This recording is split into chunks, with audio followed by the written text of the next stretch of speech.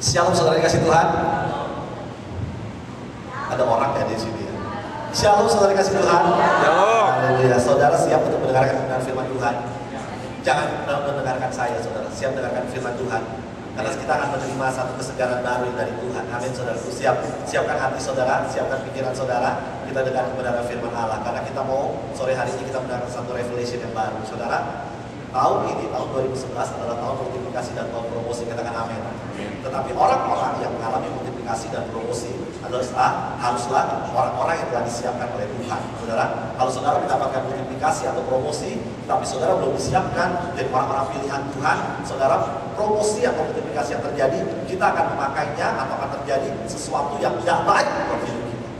Tetapi waktu kita mengalami multiplikasi dan promosi, kita adalah orang-orang yang sudah disiapkan oleh Tuhan. Tuhan akan memakai kita mendapatkan berkat yang melimpah untuk jadi berkat bagi banyak orang. Nah, saudara kasih Tuhan, kita akan belajar apa yang hari ini menjadi pesan Tuhan buat kita.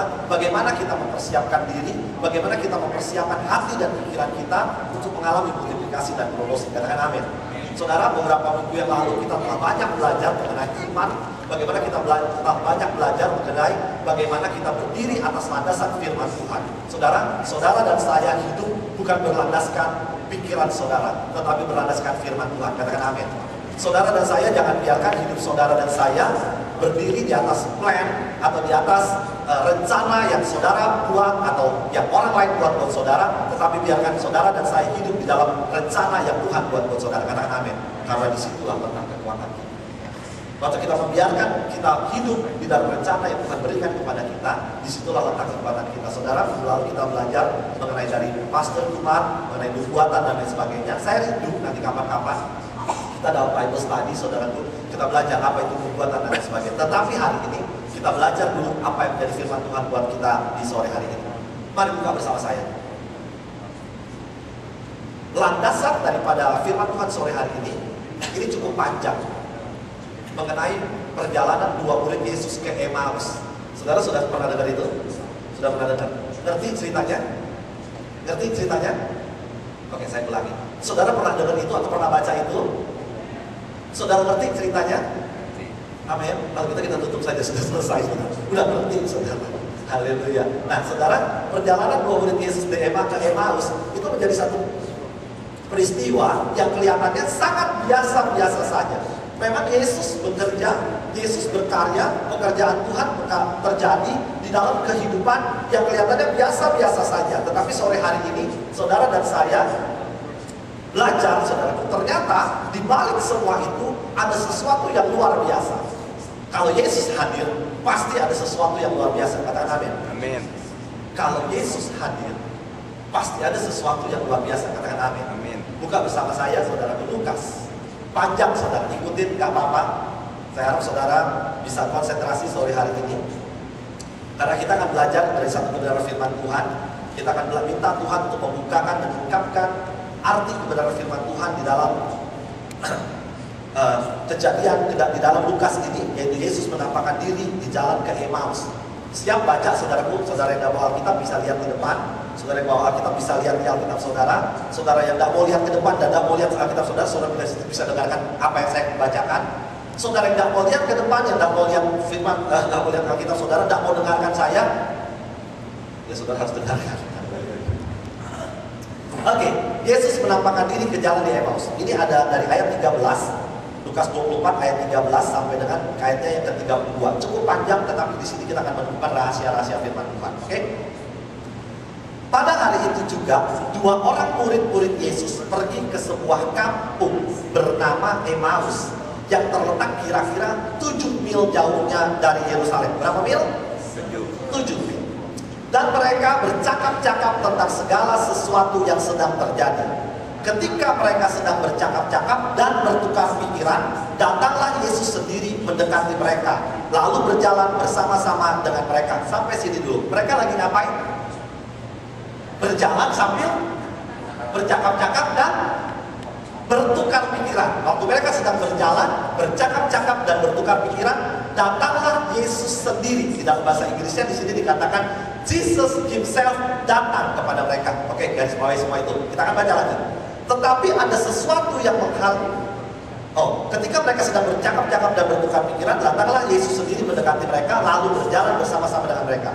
Tetapi ada sesuatu yang menghalangi mata mereka, sehingga mereka tidak dapat mengenal Dia. Yesus berkata kepada mereka, dengar baik-baik, apakah yang kamu percakapkan sementara aku berjalan? Maka berhentilah mereka dengan muka muram.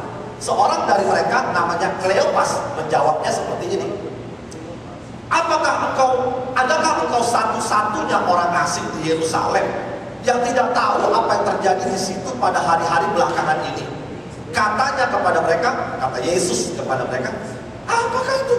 Jawab mereka, apa yang terjadi dengan Yesus orang Nazaret? Dia adalah seorang nabi yang berkuasa dalam pekerjaan dan perkataan di hadapan Allah dan di depan seluruh bangsa kami.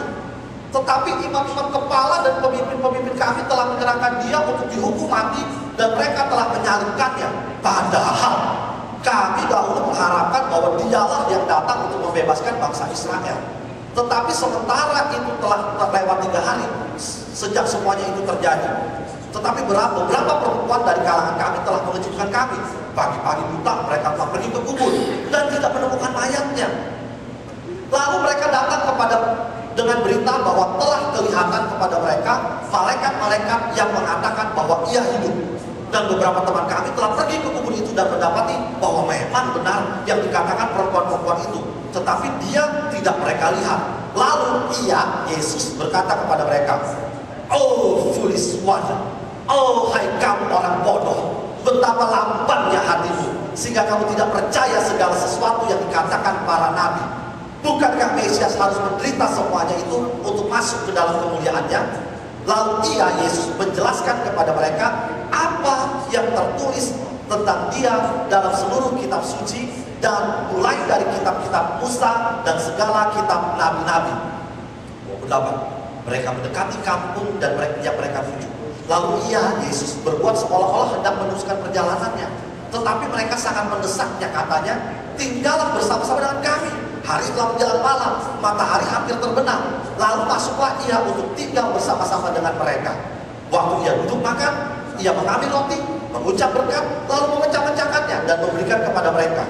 Ketika itu terbukalah mata mereka, dan mereka pun mengenal dia Yesus. Tetapi Yesus lenyap dari tengah-tengah mereka. Kata mereka seorang kepada yang lain, bukankah hati kita berkobar-kobar ketika ia berbicara dengan kita di tengah jalan, dan ketika ia menerangkan kitab suci kepada kita? Sampai sini, perhatikan di sini. Panjang ya saudaraku ya, nggak apa-apa. Tapi saudara harus mengerti, di dalam peristiwa ini terjadi rahasia, terjadi satu revelation yang luar biasa saudaraku. Murid-murid Yesus pada waktu itu sedang berjalan menuju ke satu kota namanya Emmaus, kira-kira 7 mil dari Yerusalem. 7 mil berapa kilo saudara? 10 kilo kira-kira ya, betul ya? 7 mil 10 kilo. Kalau jalan berapa lama kira-kira saudara? Yesus dan murid-muridnya berjalannya kira-kira seperti ini saudara. Kami ngobrol. Kira-kira ngobrol jalan kayak begini. Yesus sama murid-murid bukan berjalan cepat. Enggak, jalannya kayak tadi. Kira-kira berapa lama saudara? Guess aja kira-kira. 2 jam. Wah, nggak sampai sehari. 2 jam. 10 jam? Nggak sampai, masa cuma 10 kilo aja 10 jam? 2 jam. Masa? 2-3 jam ya? 2-3 jam ya, kira-kira 2-3 jam, 4 jam tak pelan-pelan sambil mungkin di dalam perjalanan kayak mau sampai Starbucks dulu mungkin, I don't know. Atau ke Second Cup dulu mungkin, ya kan, I don't know, ya kan. Ya kalau mereka makan McD lebih lama dikit, ya kan, tapi rasanya nggak ditulis di dalam makan McD. Nah sekarang lihat saudara, berapa jam? 3 jam kira-kira ya? 3 jam lah, setuju nggak 3 jam? Setuju dulu nih ya. 4 jam lah paling lama, 4 jam paling lama, ya kan? 4 jam paling lama. Dengar baik-baik. Mereka saudara kasih Tuhan, pada waktu mereka sedang berjalan, ya, pada waktu mereka sedang berjalan, mereka di sini katakan mukanya Muram. saudara ikutin firmannya kan tadi, mukanya muram, lagi sedih, lagi penuh dengan tekanan, lagi penuh dengan penderitaan, lagi penuh dengan ketakutan, lagi kebingungan, nggak ngerti apa yang terjadi, penuh dengan pertanyaan, nggak ngerti apa yang terjadi. Makanya mukanya mereka sedang muram, saudaraku. Jadi saudara, saya mesti kasih kepada saudara settingnya dulu nih, supaya saudara melihat Kenapa dan apa yang rahasia yang terkandung? Kenapa dalam 3 jam tiba-tiba di ayat ke-32 dikatakan, tahu nggak? Tadi waktu dia sedang menerangkan kitab suci, hati kita berkobar-kobar. Wah, awalnya mereka lagi jalan muram berduaan, saudaraku. Muram bingung, nggak tahu apa-apa. Sama kayak saudara sama saya sering muram ya. Ada masalah, persoalan, atau kita mau menentukan jalan hidup kita sering kurang kepikiran, saudara. Kita pikir sendiri dalam hidup kita pikir sendiri. Padahal Tuhan bilang, aku memberikan penolong kepadamu. Dia akan mengajar engkau, dia akan menolong engkau. Saudara, orang Kristen seringkali mau tolong diri sendiri, ya, tanpa mau membiarkan Roh Kudus menolong hidup kita, sama kayak murid-muridnya. Mereka muram, saudaraku, ya, lagi berjalan dalam keadaan muram. Tetapi lihat saudara, nanti kita akan lihat dalam perjalanan ini, dalam 2 jam ini, saudaraku, Yesus dan murid-muridnya jalan 2-3 jam ini, kira-kira waktunya lamanya sama seperti khotbah saya ini. Saya akan berkhotbah kira-kira 3 jam. Jadi supaya saudara yang sekarang mukanya muram, setelah khotbah ini saudara tambah. Ada yang berkobar-kobar, ada yang muram. Asal jangan muram, jangan berkobar-kobar. Artinya muram dan berkobar-kobar. Saya di sini saudara berkobar itu gitu saudara. Saya waktu di Jakarta, saudara, saya istri saya nggak ada di sini, dia bisa jadi saksi hidup. Mungkin sampai sekarang juga masih, tapi dia udah nggak terlalu sering seperti itu. Di Jakarta, saudara, waktu saya pelayanan, saudara, itu mereka kalau bilang gini, Pak Ferdi, khotbahnya saya ngerti sih Pak Ferdi, puji Tuhan saya diberkati. Pak Ferdi cuma mau memang lantang, kita tanpa main pun suara Pak Ferdi udah sampai kedengeran. Kita benar-benar bisa mendengarkan every single word yang Pak Ferdi ngomongin. Cuma Pak Ferdi jangan marah ya Pak Ferdi ya. Lama banget, makanya hari ini saya nggak 4 jam, 3 jam cukup.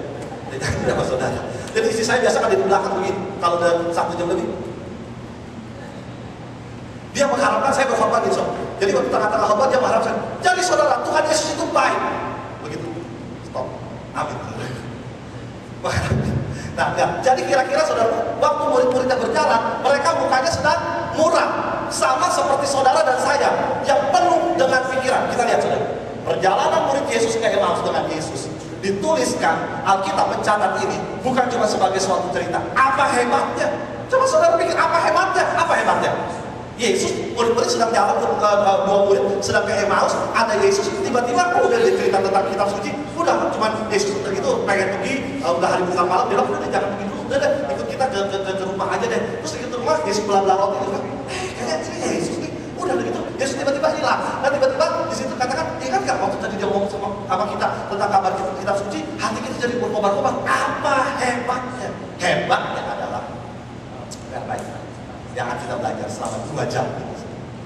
Dari kita dalam keadaan muram, rasanya tidak ada jalan keluar. Tetapi waktu kitab suci, waktu firman Allah masuk ke dalam hidup kita, waktu Yesus mulai menerangkan tentang firman Allah ke dalam hidup kita, itulah yang berubah kehidupan kita. Kenapa? Sebab firman Allah bukan hanya sekedar tulisan yang dibatasi oleh halaman. Firman Allah bukan hanya tulisan yang dibatasi oleh halaman. Firman Allah, nanti saudara lihat, ini bukan perkataan saya, nanti saudara lihat di dalam ini, di dalam Alkitab, di dalam cerita ini, bahwa firman Allah adalah the word of living God. Dia akan membaca hidupmu. Kenapa hidupmu muram? Apa yang menjadi jawaban yang diperlukan? Dia akan memberikan jawaban itu. Dia akan memberikan kesegaran baru. Sebab the word of God is the word of the living God. Katakan amin. Ini sebabnya. Saya sering ngomong tentang ini, tetapi hari ini dalam perjalanan murid Yesus ke Emmaus, saudara harus lihat kenapa firman Allah dan tertera di sini. Itu harus menjadi jawaban dalam kehidupan saudara